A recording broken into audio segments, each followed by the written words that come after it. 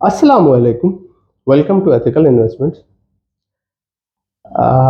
सबसे पहले तो मैं एक बहुत बड़ा मिसकंसेप्शन है जो लोगों के जहन में है वो ये है कि अगर हलाल है तो वो बहुत ही मुख्तसर सा होगा।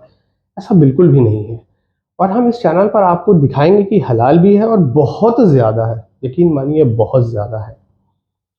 कुछ भी शुरू करने से पहले इस फाइनेंशियल वर्ल्ड में अगर हम दो चीज़ों को समझ लें, क्योंकि पूरा ये जो फाइनेंशियल वर्ल्ड है ये दो ही चीज़ों से मिलकर बना है, डेट और इक्विटी। सबसे पहले हम डेट को समझ लें, फिर हम इक्विटी को समझ लेते हैं तो हमें पूरा ये फाइनेंशियल वर्ड समझ में आ जाएगा। डेट क्या होता है? डेट का मतलब है इंटरेस्ट, ब्याज। मेरे एक फ्रेंड है, वो मेरे पास आए और उन्होंने मुझसे बोला कि मुझे 1 लाख रुपए दे दो, मुझे कुछ काम है और 1 साल के बाद मैं वो 1 लाख रुपए वापस कर दूंगा। मैंने उनको पैसा दे दिया। 1 साल के बाद वो आए और वो मुझे 1 लाख रुपए वापस करा और उसी के साथ 10,000 रुपए बढ़ा कर दे दिए। तो मैंने उनसे बोला ये क्या है? तो उन्होंने कहा कि ये मैं आपको दे रहा हूँ फिक्स, ऐसे ही बस अपनी खुशी से। अगर ये 10,000 रुपए मैं बढ़ा कर ले लेता हूँ जिसके लिए मैंने कोई मेहनत नहीं करी है, तो ये ब्याज है।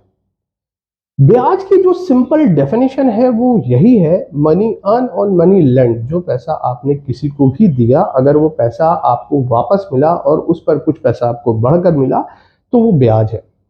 ब्याज को हम अलग अलग नामों से जानते हैं, इंटरेस्ट, ब्याज, डेट, यूजरी, रिबा, किसी भी नाम से हम जानते हैं।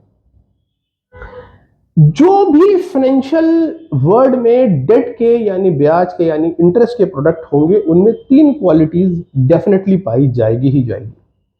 सबसे पहली क्वालिटी कि उसमें आपका जो प्रिंसिपल है वो वापस होगा। दूसरी बात, उसमें जब आपका प्रिंसिपल वापस होगा तो कुछ पैसा आपको बढ़कर मिलेगा, यानी कुछ परसेंटेज आपको बढ़कर मिलेगा। तीसरी बात, वो एक सर्टेन टाइम पीरियड के बाद वापस होगा। अब इसको अगर हमें समझना है फाइनेंशियल प्रोडक्ट में, तो हम बहुत आसानी से देख सकते हैं। जैसे हम बैंक की एक एफडी करते हैं 1 साल के लिए, तो वो बैंक की एफडी हमें 6 से 7% का रिटर्न देती है। 1 साल का टाइम फ्रेम है और हमारा प्रिंसिपल वापस होता है। यानी 1 साल के बाद जब हम बैंक पर वापस जाते हैं तो बैंक हमें, जैसे हमने 1 लाख रुपए की एफडी करी तो हमें बैंक 1 लाख रुपए देता है। 1 साल का टाइम फ्रेम है और उसी के साथ वो हमें कुछ पैसा बढ़ा कर देता है। किसी भी डेट प्रोडक्ट में अगर आप देखेंगे तो ये सिर्फ आपको तीन चीजें दिखेंगी। आपका प्रिंसिपल आपको वापस होगा, उसमें एक टेन्योर का जिक्र होगा, एक टाइम फ्रेम का जिक्र होगा और उसके साथ कुछ पैसा आपको बढ़कर मिलेगा।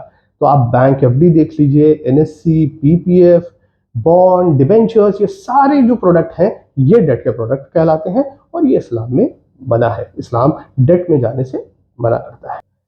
अच्छा, इसमें एक बात और है जो बहुत बड़ा धोखा है, जो लोगों को नहीं पता है। जैसे वो मेरे फ्रेंड मेरे पास आए थे और उन्होंने मुझसे कहा कि आप मुझे 1 साल के लिए कुछ पैसा दे दो। मैंने उनको दे दिए। अब अगर वो पैसा वो वापस नहीं करते, यानी उस पैसे पे डिफ़ॉल्ट हो जाता, यानी वो पैसा मुझे वापस नहीं मिलता, वो मुझे धोखा दे देते, तो हमेशा डेट प्रोडक्ट के साथ रिस्क ऑफ डिफ़ॉल्ट आता है। लोग समझते हैं कि डेट एक इस दुनिया का सबसे सबसे सेफेस्ट प्रोडक्ट है। ऐसा बिल्कुल नहीं है। Debt is actually a riskiest product.